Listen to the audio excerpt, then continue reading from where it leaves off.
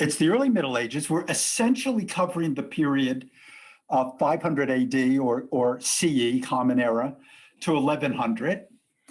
And by the way, you have the chat function. So anytime if there's a running question, or if you need to ask something as we go, just post a chat and I'll see it, or wave or something. The 6 sessions, this is going to be every Tuesday for the next 6 weeks. The first session today is called Late Antiquity, the Roman Empire Disintegrates. And ¿Puedes encender la lavadora? Excuse me? Oh, sorry. And this will have some overlap with the course that I taught in a previous term on the late Roman Empire. For people who sat through that, I unavoidably will be touching on some of the themes in a more encapsulated form than I did at the time. The second session is called Byzantium, Persia, and the West after the Fall. And each of these is going to be an hour and a half. The third one is called Muhammad and the Rise of Islam. Session 4 is The West Shall Rise Again, the Carolingian Empire of Charlemagne. The fifth session is on feudalism, those who pray, those who fight, and those who work, in the famous phrase. And the final session is called Golden Age Baghdad, Al-Andalus, the Spanish Emirate of Cordoba, and Byzantium. And this will bring us to a close in about the year 1100. And then there will be a series of sessions that will follow this either in, I guess there's a spring term, or the fall. I'm not sure when I'm going to be doing that, but stay tuned because I'll make the decision over the next couple of weeks. Anyhow, with that said, let me plunge in. And our first slide, I'm going to just pull up my little annotation spotlight here if I could. Okay. The first slide is on the view of the Roman Empire as of 400 AD. And so what you get in those very ugly yellowish colors are the Latin-speaking part of the empire that you see, and it takes in North Africa and what we think of as Western Europe into England.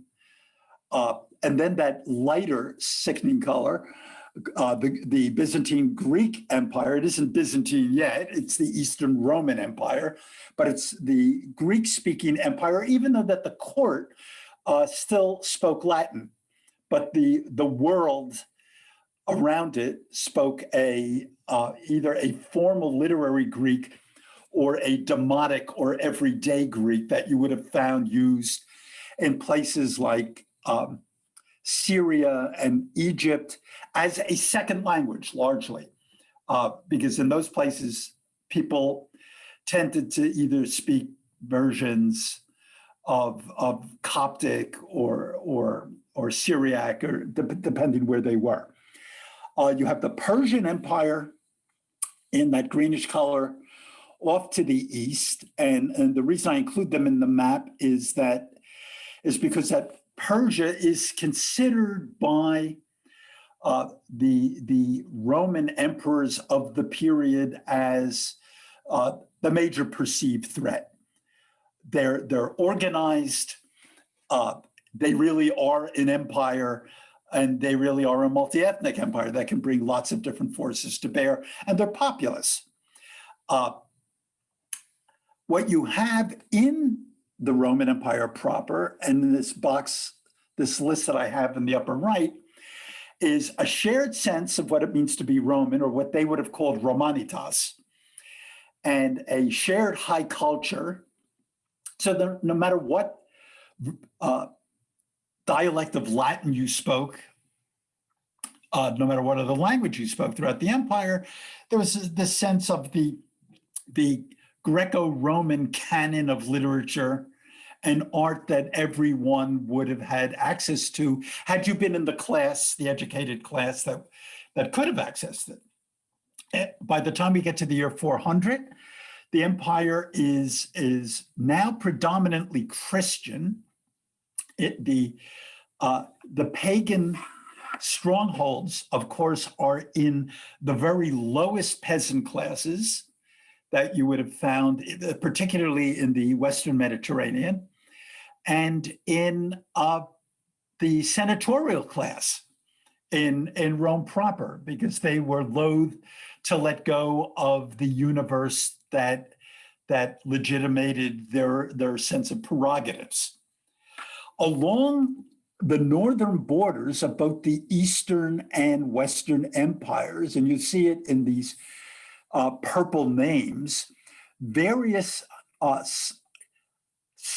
Germanic, Slavic, and Hunnic tribes, Ostrogoths, Alans, the Gepids, the Vandals, the Burgundians, the Alemanni, the Franks, Saxons, Angles, Jutes, not in great numbers. These were people who had been moving out of Scandinavia because of an overpopulation problem for the previous several centuries. And they're about to be, in fact, at this point in time, by the time we get to the year 400, they're already being pushed by a empire of Huns, and we'll be talking about them in a bit, that are coming from Central Asia and aggressively moving westerly and forcing German tribes to come into closer and closer contact with the Romans. Now, the Romans, if you follow the line of the Northern Empire, what you get essentially are borders along major rivers like the Danube and like over here, the Rhine. And there would have been garrisons, Roman garrisons where probably half the army was dispensed. And those garrisons were probably at this point in time made up largely of Germanic troops who were fighting alongside of the Romans. They'd been admitted into the empire, and they were really the heart and soul of the Roman army by the time we get to the year 400. And the last comment about this slide is that, and I pointed out here, that the Mediterranean really makes this a unified trade zone. And I'm pointing to the actual topic of the early Middle Ages, when we get to the collapse, it's going to affect trade in a very significant way, and that's going to produce a real fall in culture on the westerly side of this map. Anyhow, moving along, again, Roman Empire in 400. The 4th century had been a period of reorganization and centralization.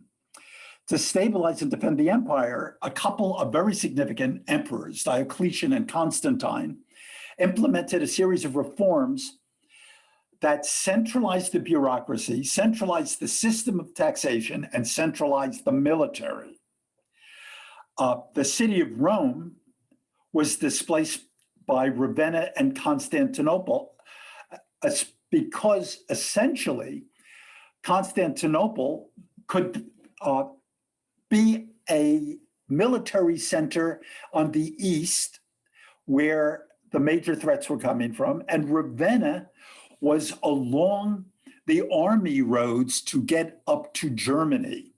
It's on the east coast, the north central east coast of Italy, and it's the way towards the Alpine passes if you wanted to get up into that direction. And so they wanted their armies to be easily mobilized, and Rome was getting increasingly displaced as a military center. A much stronger military was offset by costs that were felt most acutely in the Western Empire. So basically, it impoverished the West. High taxes weighed so heavily on local towns that leading citizens were personally obligated and liable for tax collection. People tried to give up municipal or civic titles to get out of the obligation of being responsible to collect taxes on the locals for the tremendous military obligations that were being made. A tremendous wealth disparity developed. Small landowners fell into debt servitude. And we have the initiation of what later we'll think of as serfdom. People, in fact, we have accounts of people in the late 4th into the 5th century who are willingly taking their families into debt servitude. So they won't starve to death. And doing this throughout little colonized towns in northern Italy and Gaul and Spain. As I mentioned earlier, the army was now largely non-Roman. It's Germanic in composition. And classical civic institutions, political offices and policies are being displaced. The empire is turning into, and it's the statement I put in this highlighted in this central panel on the side, into a cult of the emperor. The new icon of Roman identity was the personality cult of the emperor himself. Constantine himself had statues erected to him, which conflicted very strenuously with his new Christian identity, because it was really sort of a pagan addendum that yielded this practice. But Rome is now a personified idea, particularly in the provinces. It's not so much a network of civic institutions anymore. I have a little picture down here of Constantine. It's the ideal of the medieval king. We get this, that's in, I believe that's from the Church of San Vitale in Ravenna. I think I show it again later on. A mosaic, a Byzantine mosaic of Constantine as the emperor. Now, in distinguishing between the eastern and western side of the empire, there was much more than linguistic distinction. The East was more populous, heavily more populous, more urban, more prosperous, more egalitarian, and I put in quotation marks here, more oriental, in that it was much more hierarchical. And as it's hard to be, it was egalitarian at the civic level, but the court had much more the trappings of an Eastern or Oriental empire. It looked more like Persia, the court of Constantinople. The enthusiasm for the emperor is stronger, and peasants are economically independent. The tax burden hadn't hit them as hard in the East because they were more prosperous than it did in the West. In the West, you have a much more primitive economy. I mentioned in parentheses here, latifundist agriculture. Latifundist means broad field. It meant plantation agriculture using slave labor and the new indentured classes of peasants. And these were owned by super wealthy magnates, usually the senatorial class. If anybody has ever had the opportunity to visit in Sicily, the Piazza Armerina, which is the hunting lodge and center of one of the lesser junior emperors of this late period, what you see is basically a super billionaire's country setting. And there would have been hundreds, if not thousands, of people employed on the estate. And you get such estates in North Africa, and in what is now Morocco, for instance. You get such estates in Spain. You get such estates in Gaul. They don't exist so much in Egypt, Syria, what would now be Turkey, the heartland of the Eastern Empire. The ultra-rich senatorial oligarchy, basically a half a dozen grand clans, dominates the politics of the empire in this period. Anybody who was anybody was linked to one of these half dozen families. And as I mentioned before, peasants tend to, in the West, tend to fall into this dependent servility. Now, another map, and this map I introduced to focus on the East. What we have, by the way, you'll find the Persian Empire alternatively called Sasanian or Sassanid. Both words apply, depending who you're reading. It's a dynasty, the Sasanians or the Sassanids, that ruled Persia ever since the 3rd century, and they're going to be significant all the way up to the rise of Islam. This is an empire, a multi-ethnic empire of people speaking half a dozen languages. It sits along, and I want to point out here, you have the Silk Road coming out of China. You have the spice roads coming, it's actually south of here, coming through into the steppes, into the Persian Empire, which borders on the Grand Gupta Empire of India in this period. And it is the Middle Kingdom. And as you see, it dominates the trade routes, and everything that is going to make it from the eastern part of the world, the part we're not covering at all, to the Mediterranean is basically either going to come through them or through sea routes that they have great influence over. Arabia is here along the sea routes also, but basically these are Bedouin populations, and we'll be talking about them in the 3rd session a lot. And they are not nearly as well organized in terms of military or in terms of wealth as you would find in the great Persian Empire of the Shahs with their various capitals. But you'll see how they impinge on the Eastern Roman Empire. They make it to the borders of what we now think of as Turkey and into the Caucasus and Syria and Alexandria. They are not far from the world that we're most interested in talking about in this session. And these empires, Persians as well as many that predated them, Sumerians and what have you, these Asian empires were traditionally very hierarchical. And the reason I stress this is that it will have a great impact not only on Constantinople and its style, but it'll have a great impact on Islam when Islam conquers it, because Islam is basically going to move into the social and political structures that Persia had erected.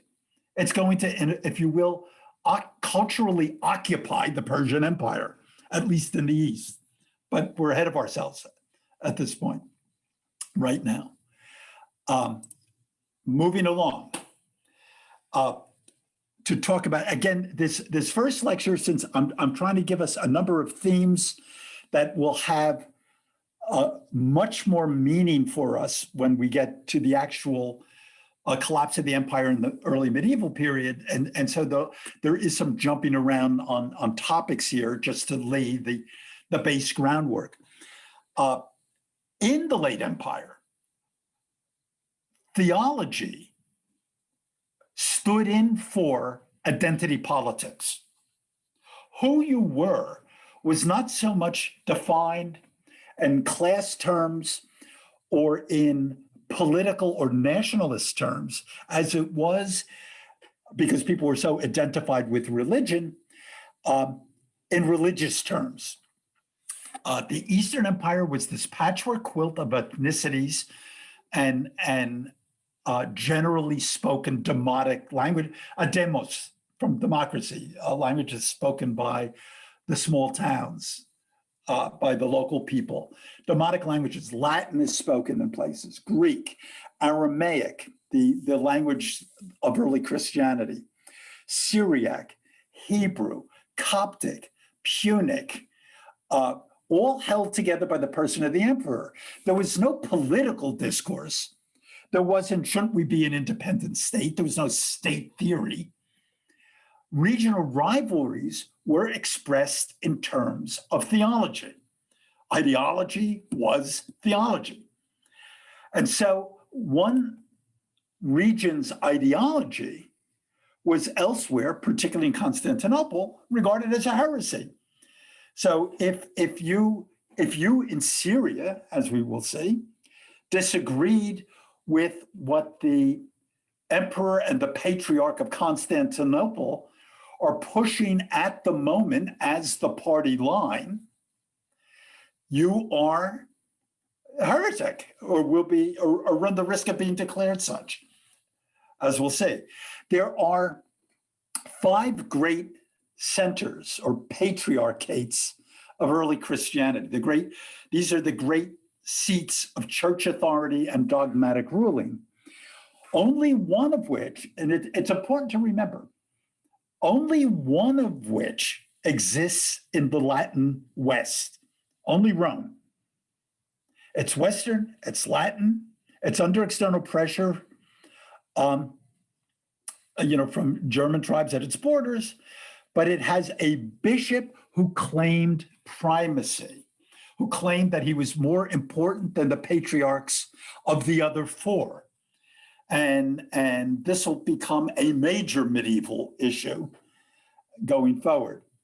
That Bishop of Rome would cite St. Peter being described by Christ as the rock upon which he will build his church, and he's giving him the keys to the kingdom, etc. But we'll get to that. Constantinople, I put in bold here, it's the central city of the emperor. It's and who is ostensibly in this period the head of the church, not a pope. It's really the emperor. And then the other 3 great intellectual centers in the ancient world, Antioch, which is in Syria, and which has had such damage done to it in the last century, unfortunately. Alexandria and Jerusalem, these were centers of the monastic movement. They were intensely religious. If you could make a case of where Christianity really happened, where it really caught on, where it went global, where the fire was lit, it was in Antioch, Alexandria, and Jerusalem. These places are ethnically and linguistically distinct from Constantinople and fiercely resistant to imperial domination. Fiercely. In arguing theology, what it boiled down to in the ancient period was trying to make a case for what the nature of the Trinity is, the Christian theory that there are 3 persons in one God. And there's God the Father, there's Christ, there's the Holy Spirit or the Holy Ghost. Sometimes the discussion is called Trinitarianism. Sometimes the discussion is called Christology. But basically, trying to make sense of what this could mean and where you put your line in the sand, where you draw your line of demarcation was what will define your local church and your local claim to orthodoxy and your local claim that the other versions counter to yours are heretical. So basically, it was the discussion of Christ's nature and the nature of the Trinity. And I highlight, I did many more of these in the course on the late Empire, but I highlighted three major brands that will be branded heresies by Constantinople because they have a tremendous medieval impact. The first one I mentioned is what's called Arianism, which makes the argument that Christ is human only and is created by the Father. So Christ is a creature, not a creator. He's a special creature, but he's a creature. He's human only, created by the Father, and therefore not eternal. He was created at a moment in time. And so there is, in effect, no Trinity. The first of the great church councils, called, by the way, by Constantine at Nicaea in the eastern side of the empire in 325, declares Arius a heretic, but in a concession to Constantine, who wanted Christianity to stay unified. Arius gets rehabilitated for another 50 or 60 years. The bishops wanted Arius out. Constantine said, I don't want a fragmented Christianity. We want one big 10. And it was during this period, and we will make no end of this being significant over the next few sessions. Arian missionaries went from Constantinople and were the major missions in the conversion of the Goths in the 360s and the 370s. Some of the Goths were inside the imperial border, some of them were outside, but there were these missionaries who went and converted them to an Arian brand of Christianity. Arianism was finally declared heretical, again by a different council in 381, but by this point, the Goths, the Ostrogoths and the Visigoths were Arians. And we'll see what difference this makes in time. Another, if you will, departure from what has become accepted orthodoxy is Nestorianism. And this took great root in Syria. And you'll see I've got the red box over here.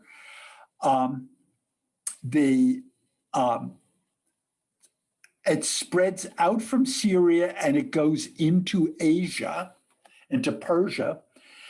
It wanted to argue that Christ had two distinct natures. He was a human and he was God, but these natures were distinct and united in the person of Christ. So the natures are separate, but the person is the unifier. The various Latin, Greek, and Aramaic terms used in making these distinctions we could have an entire course on. But I've tried to explain it as simply as they could. Christians in Asia existed in great numbers under Persian and later under Islamic rule. In fact, there's still Christians in India. And there were many Christians in Iraq and Iran before the purges of the last century. And this was the dominant form of Christianity that went east, as the red box suggests. Monophysitism, literally one nature, physis, from which we get physical, is the Greek word for nature. Christ had one nature, which was divine or a combination of divine and human. And various versions of monophysitism existed in both Syria and in Egypt.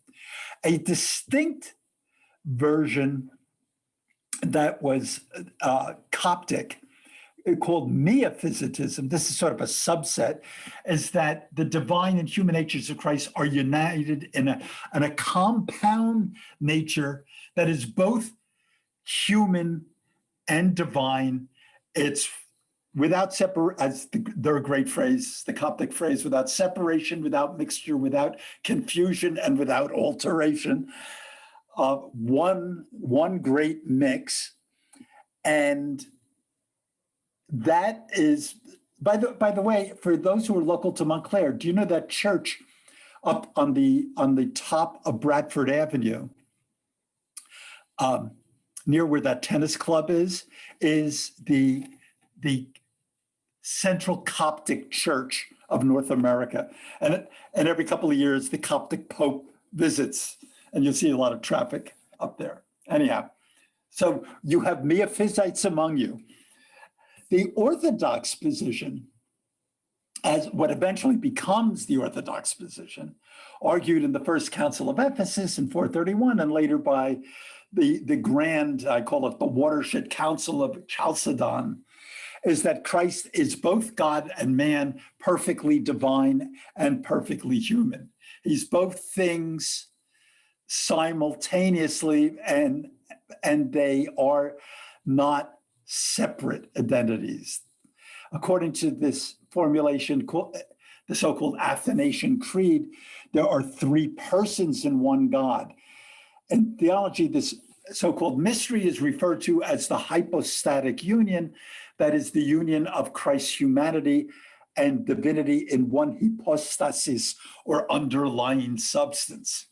These distinctions are so hard to understand and make, but in the ancient world, it was enough to go to war over. I mean, what you had was, in effect, over issues like this, was the storming of the Capitol. Churches that followed the official Imperial Orthodox position were called Melkites. The Semitic root for Melkite, which doesn't, Semitic root, meaning it doesn't use the Aramaic root, it doesn't use vowels. MLK signified royal, so it's called Melkite, and that's up in the Turkish area. These differences will take on great political significance in the 7th century with the rise of Islam. Back to the migrations. So we've got, as I said before, we've got pressure from the Huns coming from Asia. You see all these groups and where they're centered: Ostrogoths, Visigoths down here, Lombards above some other Ostrogoths. You'll have Vandals, Burgundians, Saxons. Everybody's going to get pushed. And as they get pushed to shove, they're going to try to find places to penetrate the empire. So migrations of various Germanic and Celtic tribes have been going on because of issues of overpopulation since 1000 BC. So we are now 14 centuries into various Celtic and Germanic movements. Most of these movements are of tribal bands of 10 to 20,000 people. If you added up all these Gothic, Saxon, Burgundian Lombard elements, the Suevi, the Alemanni. If you add them up, maybe you get to 1 million people. Here I suggested 750K, which is what some historians taking a wild guess try to say. The empire probably had a population at this time of 40 million. So keep that in mind, because when the empire is penetrated in its western regions, the occupiers are going to be outnumbered significantly by the occupied. And that's the reason why you will have German tribes developing Romance languages like French, Spanish, and Italian. They're Germans adopting the local lingo when they get there, as opposed to Germans who don't cross the Rhine. Same tribe. What now passes for West Germany and what now passes for France were occupied by the same tribe at a certain point, the Franks. And we'll talk about that when we get to it. So all these people have been having conflicts with the garrisons of the empire since 500 BC. And some of them have become quite enamored of the empire, as we will see. This isn't just crazy, bloodthirsty Goths coming over the hill.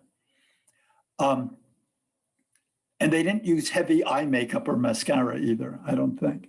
Anyhow, Visigoth Federati see permanent settlement and invade the West. And I'm going to come back to that. Down here, I explain what Federati are. Federates.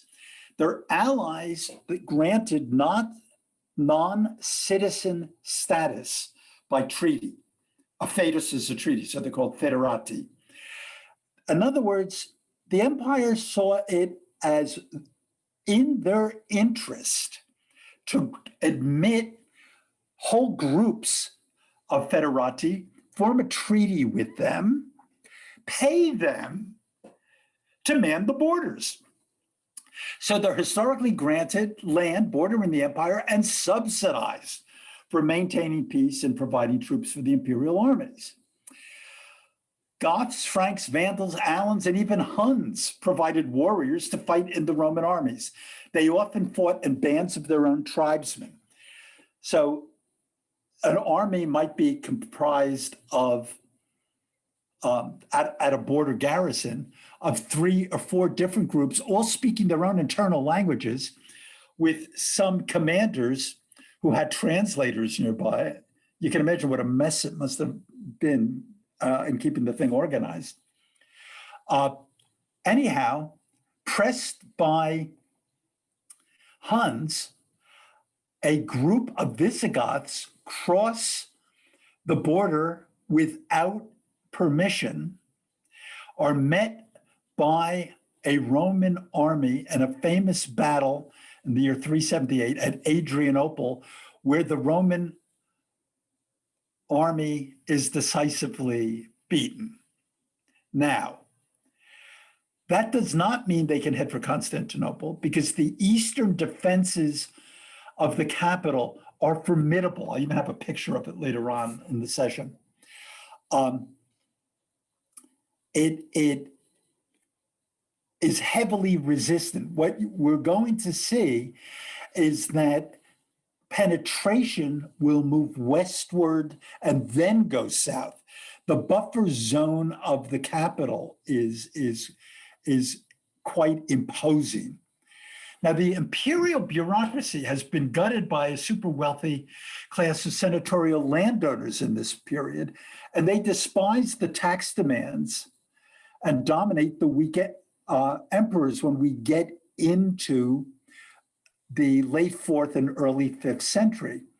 So the Western Empire, as we move past the year 400, the Western Empire is really weakened by amateurism and corruption. The senatorial aristocracy and the church really are dissociated from the support of the military. So basically, Rome in the West left itself entirely exposed. It was institutionally betrayed, in effect, not so much in the East.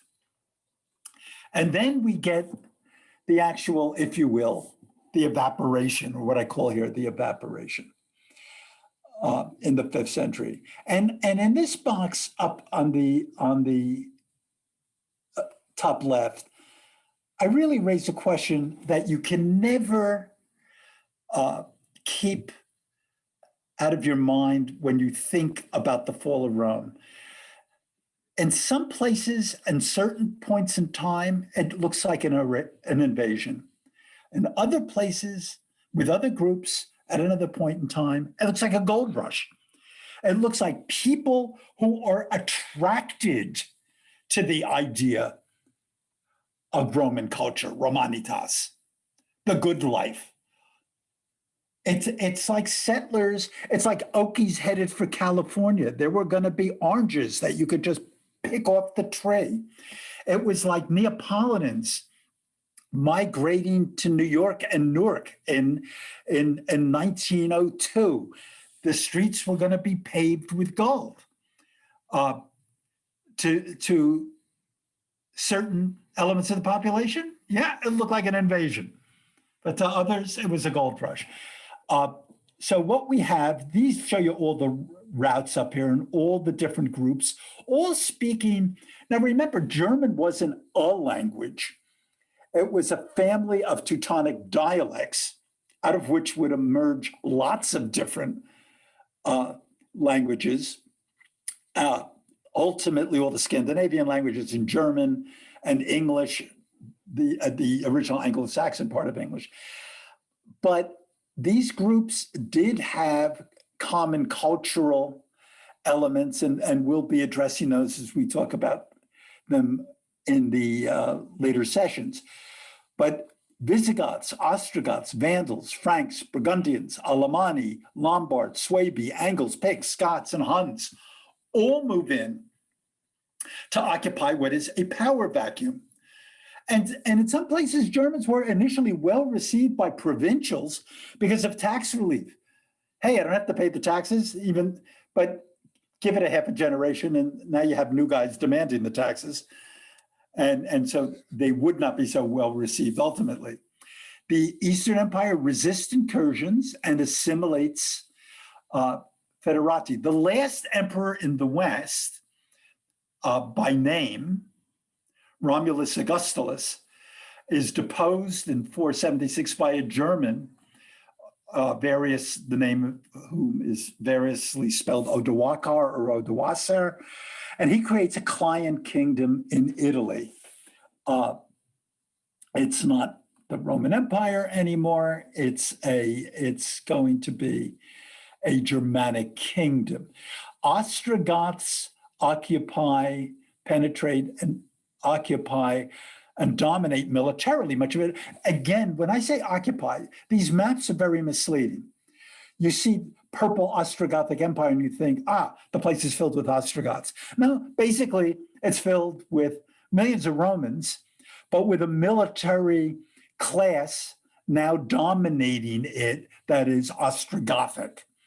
And that is true of Visigothic Spain. That is true of Vandal North Africa. Basically, it's still Moorish. The Moors who'd been there since God knows when and were Roman citizens. The population of this part of North Africa is largely Berber. It is Berber to this day. It was Berber when Islam came through. It was Berber when the Vandals came through. But in this point of time, it's Vandalian, if you will.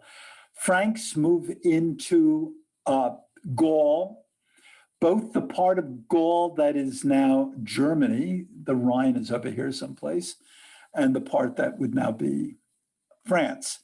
So we have our gold rush. And like I say, the empire still exists, but it's the Eastern Roman Empire.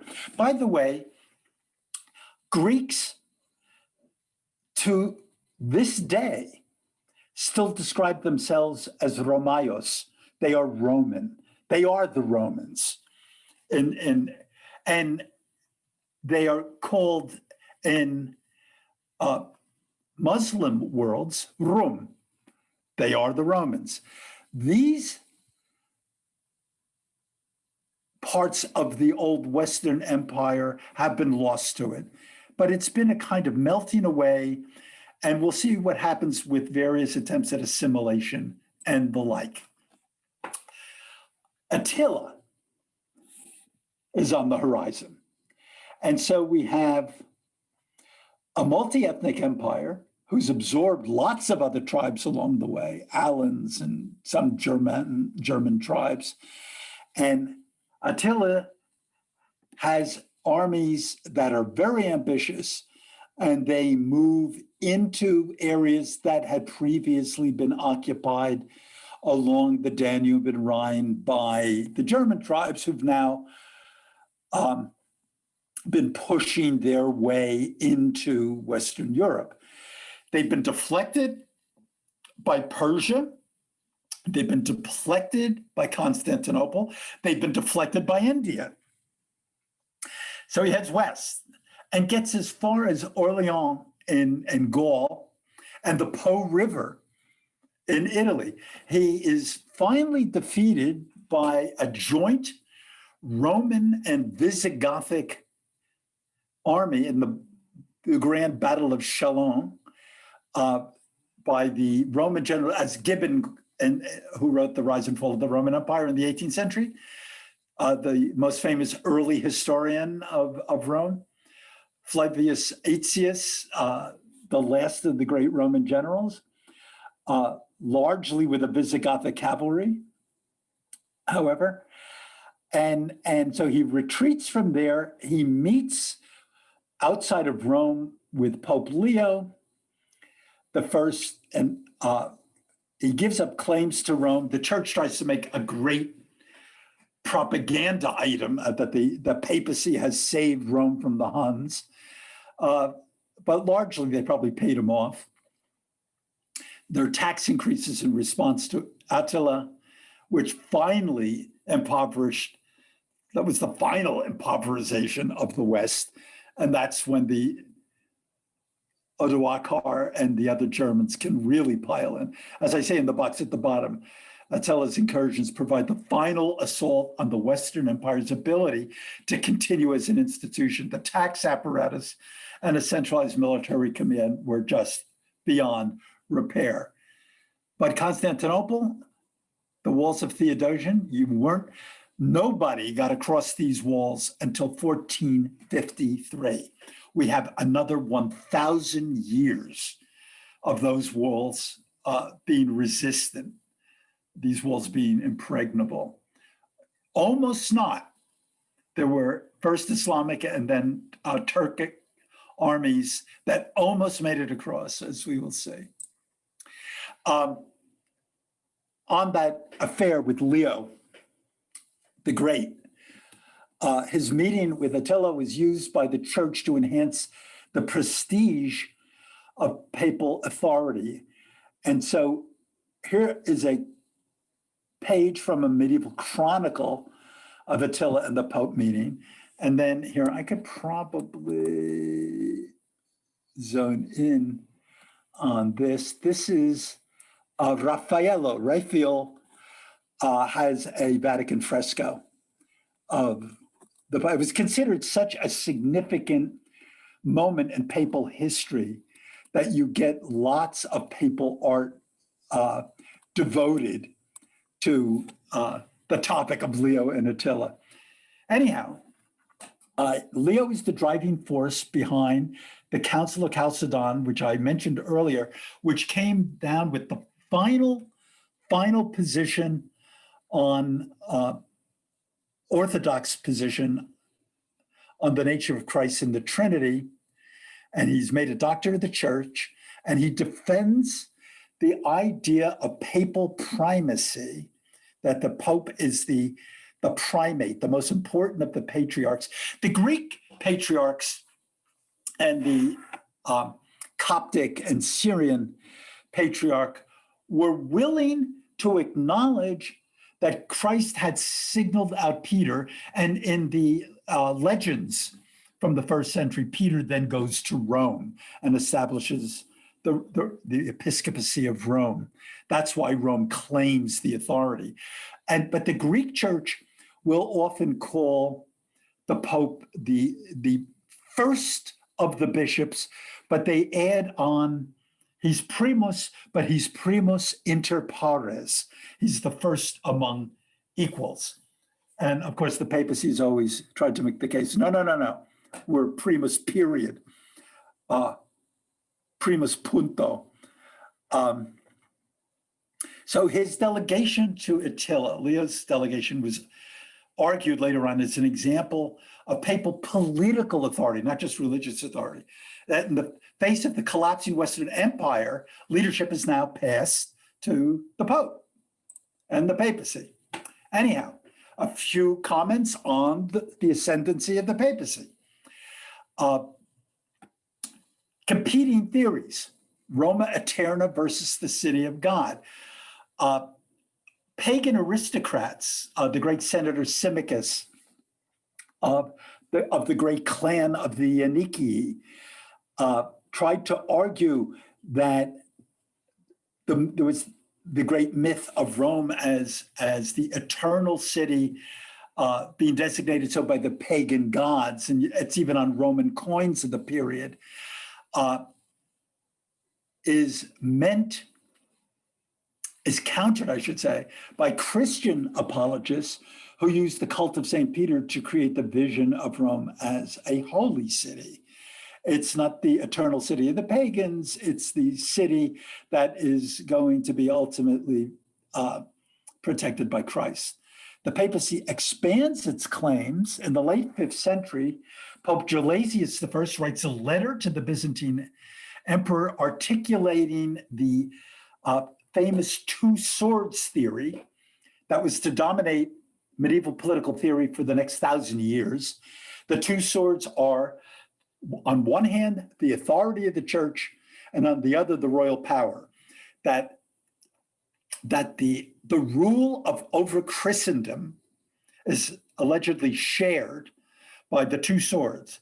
The auctoritas sacrata pontificum, the authority, the holy authority of the papacy, and the regalis potestas, and the imperial strong-arm power of the temporal power of the royalty, whether that's an emperor or a king at any given moment. So there's this twin authority. So the church is at least equal to whatever the temporal authority is supposed to be.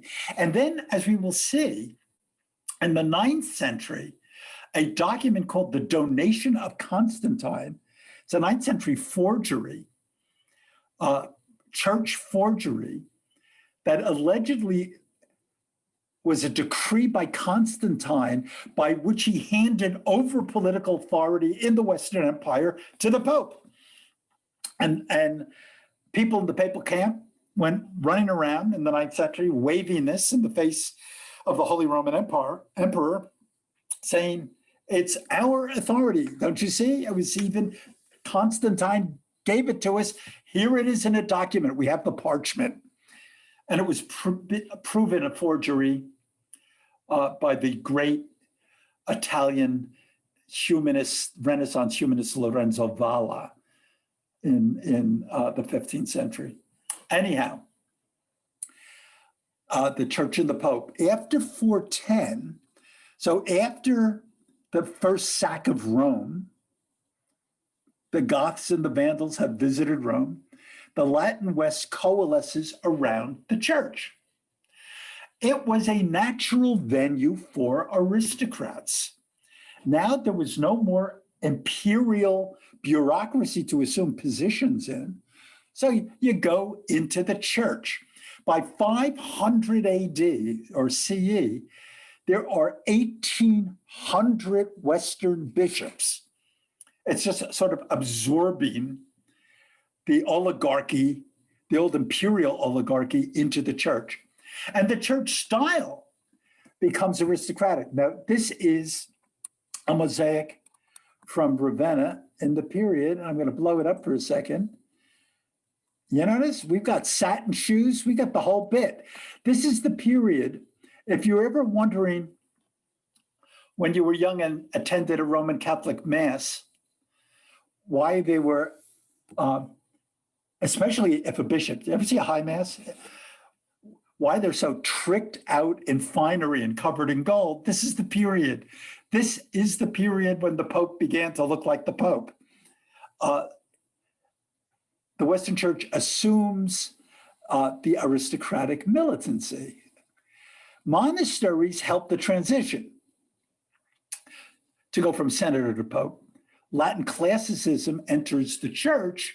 So all that cultural tradition and literature, the canon of the curriculum that every Roman had been raised on, where does it get preserved? Well, it moves into monasteries. It moves into the church and ultimately into monasteries. This is where high culture migrates. This is where you're going to find books. When the Renaissance starts rediscovering classical literature, they go and they dig through the libraries of the Benedictine monasteries of France, Italy, Germany, and the like. High culture doesn't disappear, but it narrows dramatically, as we will see.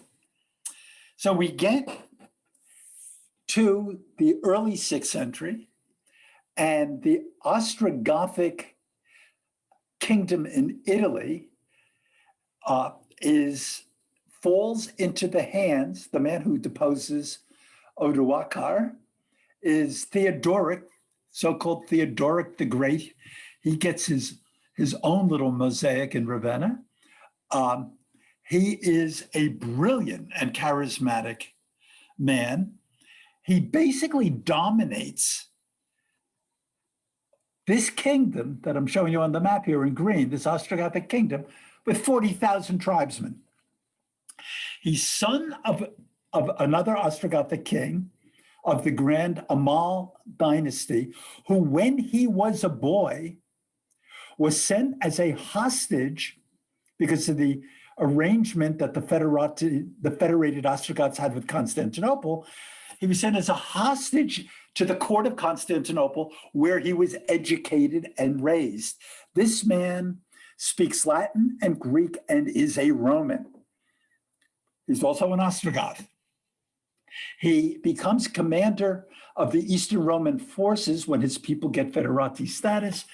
He eventually falls out with the empire, but invades Italy with the emperor's blessing. The emperor says, I've heard we've got some problems. Why don't you pick up your army and go and invade Italy? I don't like the guy who's there now, which he does.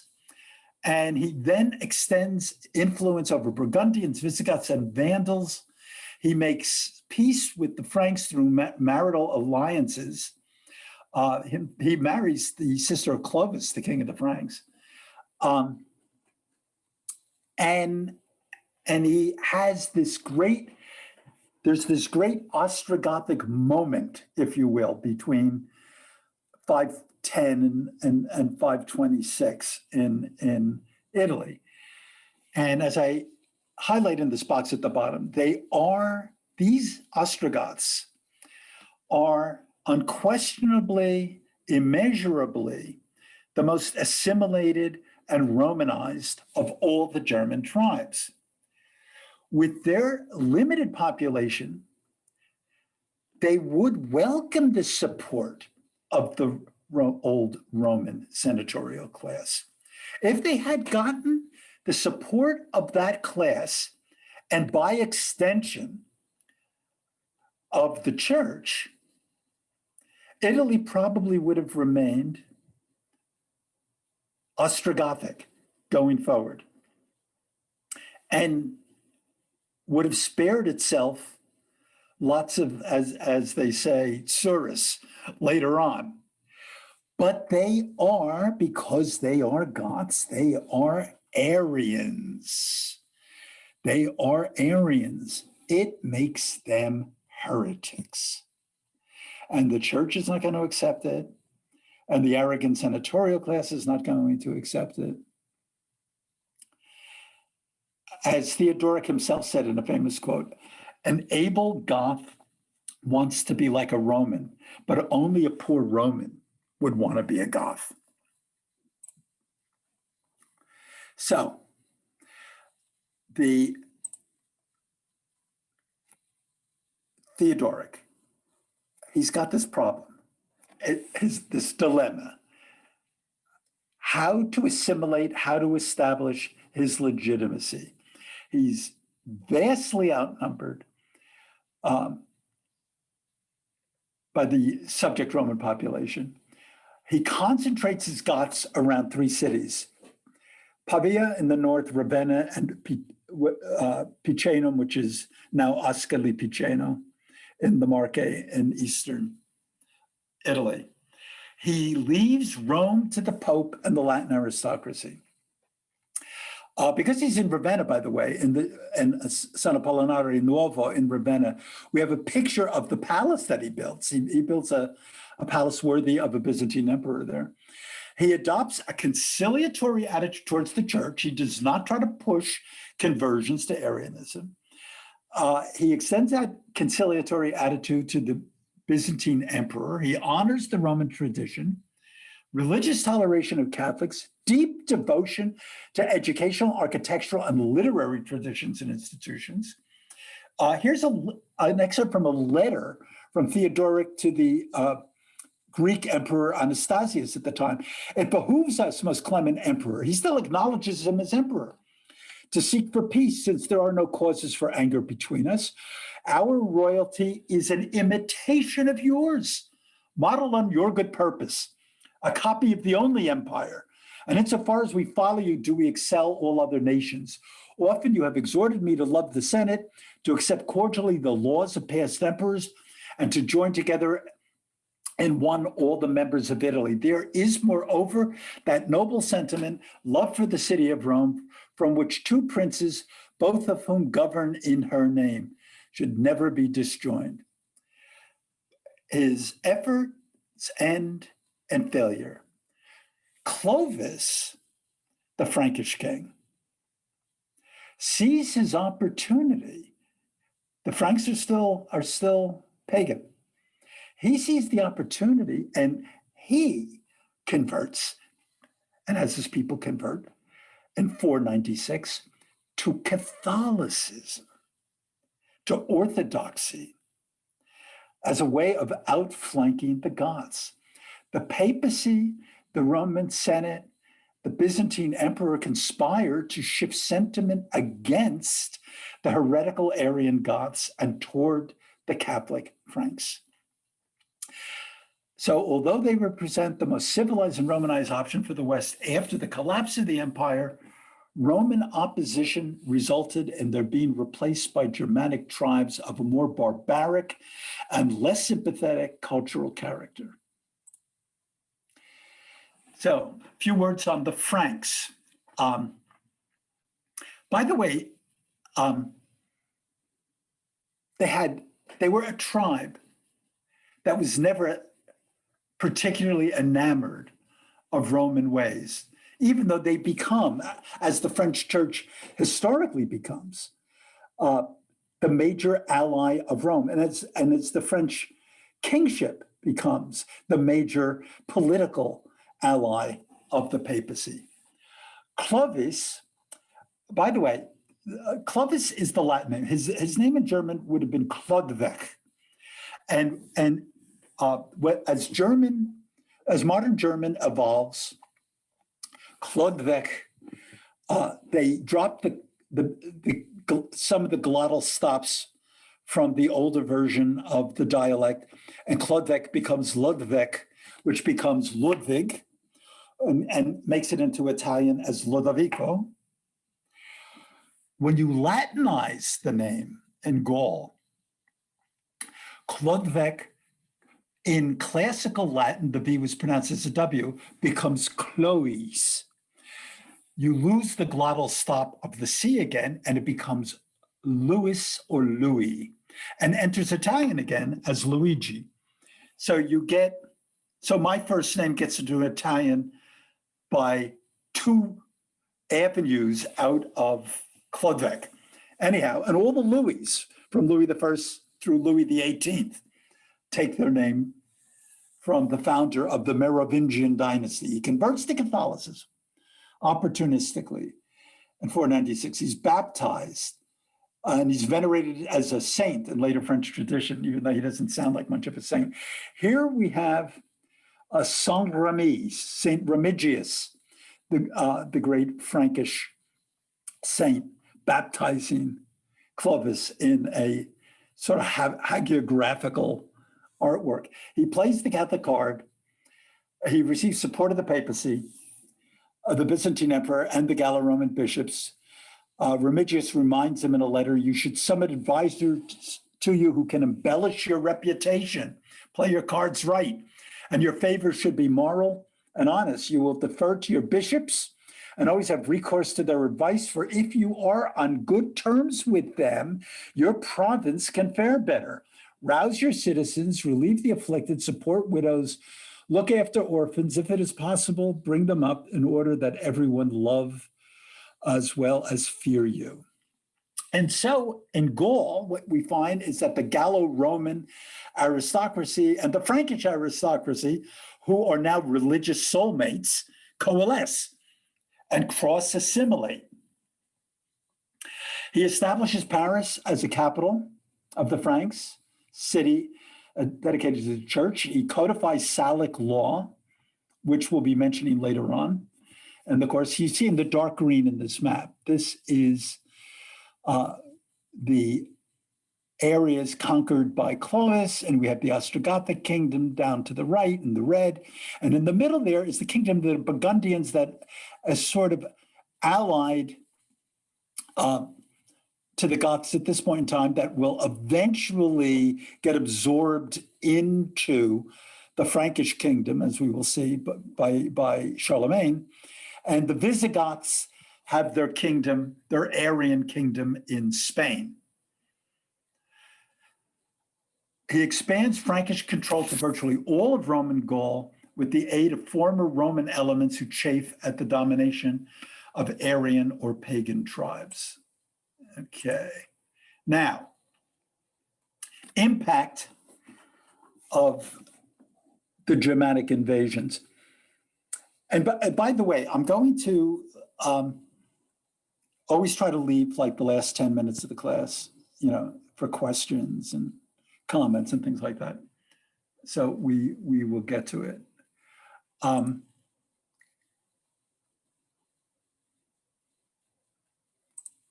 Anyhow, first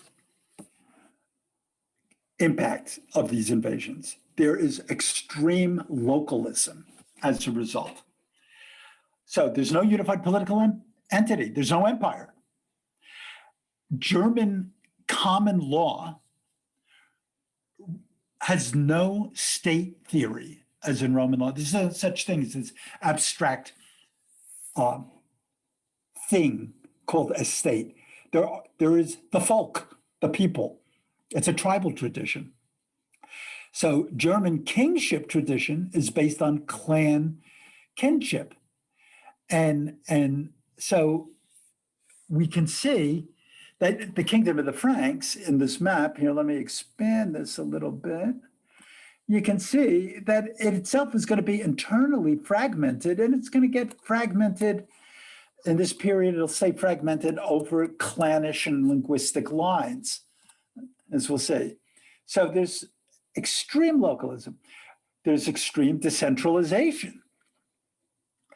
Benefices tend to become hereditary. So anything that a local lord gets his hands on, he's going to try to make dynastic, so his children can inherit it. So there's going to be no sort of corporate system over the top, no political entity that sits above local interests. And there's no central military, which will, especially when we get to the Viking period, which is going to run havoc with the West. It's going to be one of the reasons we'll see why Charlemagne's empire cannot stay maintained, because you can't have a central army running to every little local dorf when the Vikings ships have landed. It'll devolve to local warlords to do local protection. There is rapid deurbanization in the period and class realignment. So, for instance, and by the way, the arguments over what the numbers look like, I've tried to use conservative numbers here. The population of Rome, which some on the narrow side, on the lowest estimate side, in the year 400 was probably about 500,000, will become 30,000 by the time we get to 800 AD, CE. Okay? And it'll probably go 500,000 to 100K by 500 AD, and then subsequently diminish itself in steps until it's smaller than Montclair in terms of populace. Mainly when you have an economy that's collapsed in on itself, you can't support a large urban center. Remember, Rome in its high period, when it was maybe 1 million people in the high glory, golden age of the first century AD, was supported by grain imports called the annona, first from Egypt and then from North Africa, that fed the entire city. Anyone who could claim full citizenship had free bread, free grain, distributed by the city of Rome. None of that was grown nearby. And so once you break down the Mediterranean as a centralized zone of commerce, you got trouble. The kingdom of the Franks by 600 CE was, and these estimates are pretty loose, maybe 3% of the population live in towns of one kind or another. 75%, and the estimates here will range from 75 to 90%, are serfs bound to the land of one status or another.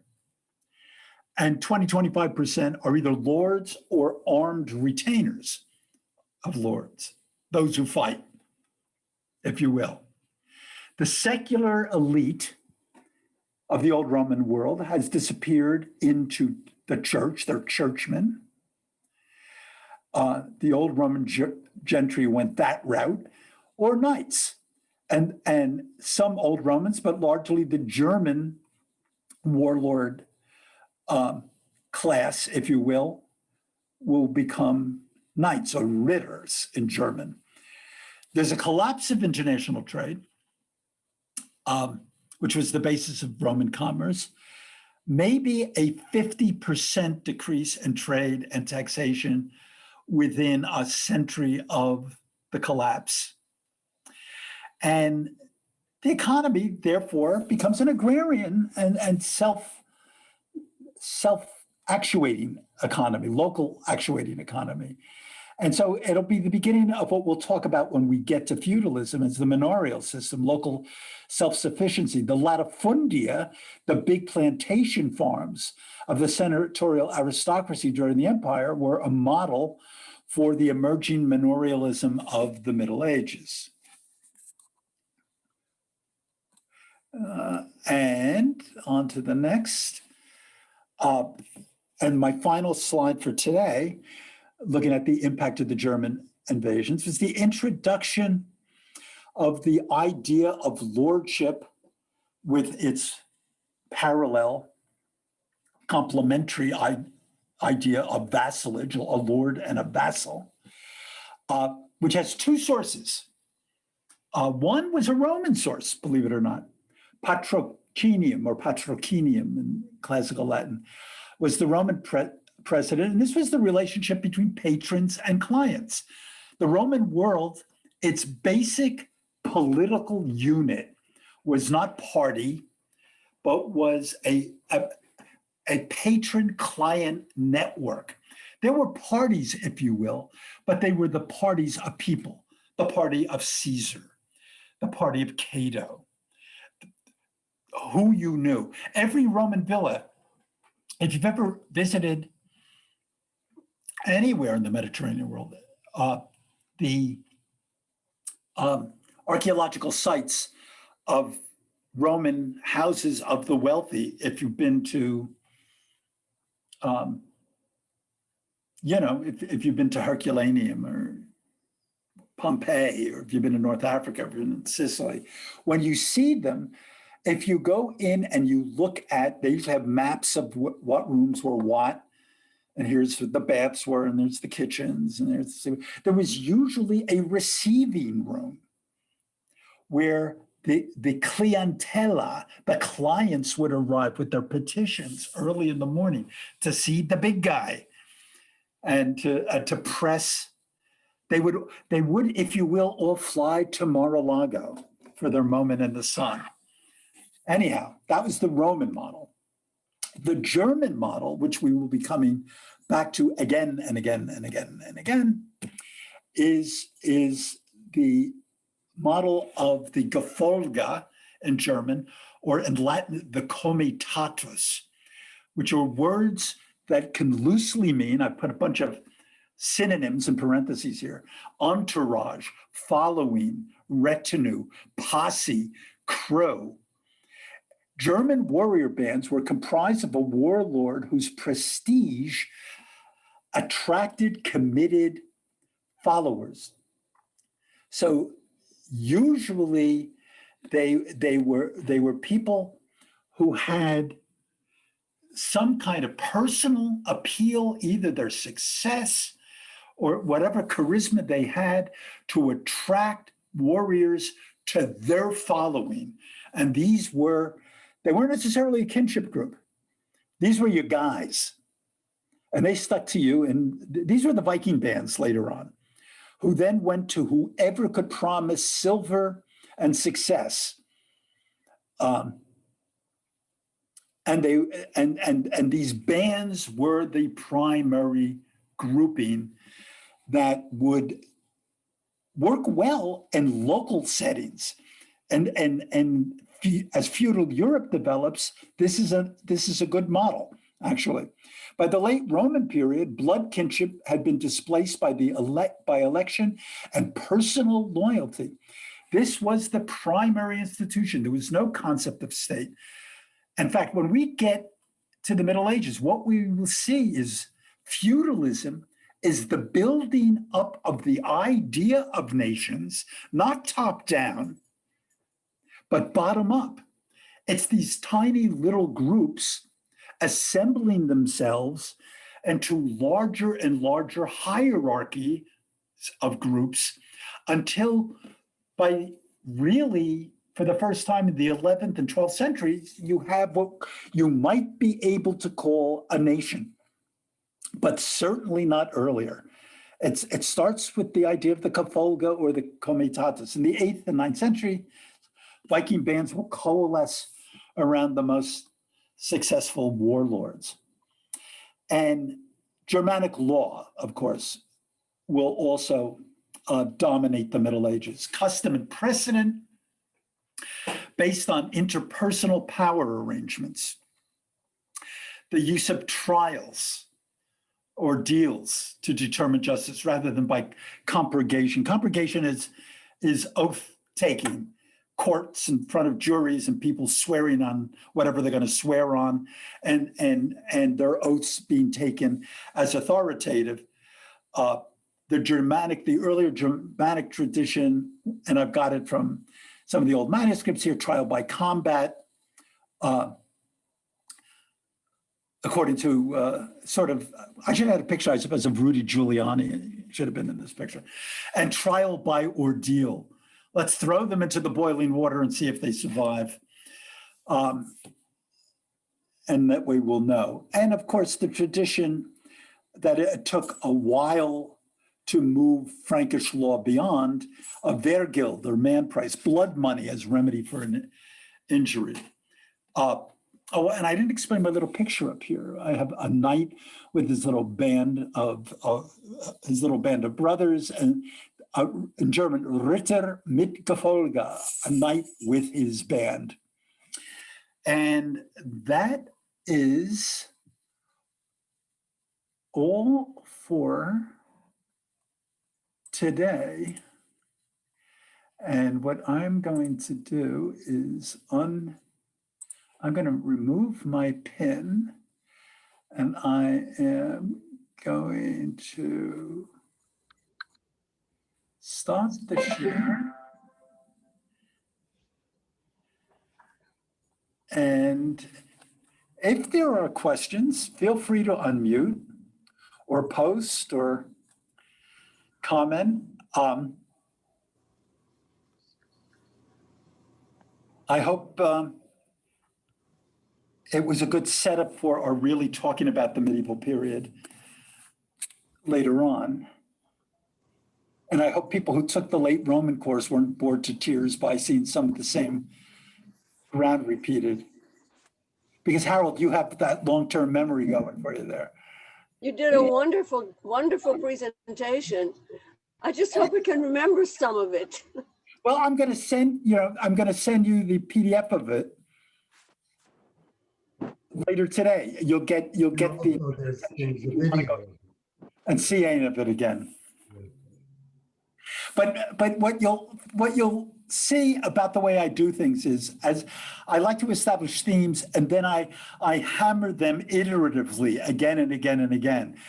So we'll be coming back to 3 or 4 or 5 major points that I just initiated here, and maybe look like a lot of material in the initial presentation, but they'll take on focus and highlight later on. I got into some of this by reading a book called The Silk Road, which goes back even further, but it does talk about the Comitatus,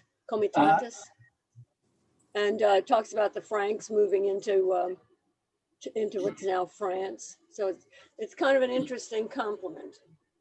Lou, this was wonderful. Thank you. I see it's recorded. Can you please tell us how we could review it if we just want to? What happens is, I will send a PDF when they finally post the full video to YouTube on the Mill site. I will send out an email with the link to that. Oh, thank you very much. And so you'll be able to hear any part of it again. You can once it's on YouTube, you can fast forward to parts that you really wanted to get. Thank you. I'm sure if you'll want to know how the name Lewis got into the English language, so you'll go right to that part of the presentation again. Anyhow. It was interesting. Let's check. Any other? Oh, we got people sending chat. Okay. Okay. Somebody says the breadth of your knowledge is incredible. That's when I used to teach young undergraduates. That's called just staying a couple chapters ahead.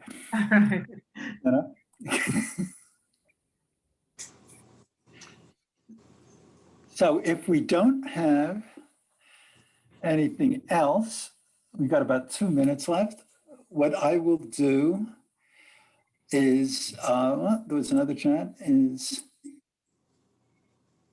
I will sign us off of here. Remember, the next session is going to be on the world right after the collapse of Rome, especially, I mean, the West right after. And then there will be a session on Islam, and then a session on the Carolingians, then a session on feudalism, and then a session on the golden age of Byzantium and Al-Andalus in Spain, and Baghdad, which is one of my favorite topics. Anyhow, think of 1,001 Arabian Nights. Maybe we'll do some of those. Anyhow, stay warm, stay viral free, and don't shovel snow. We're all too old for that. Thank you, Lou.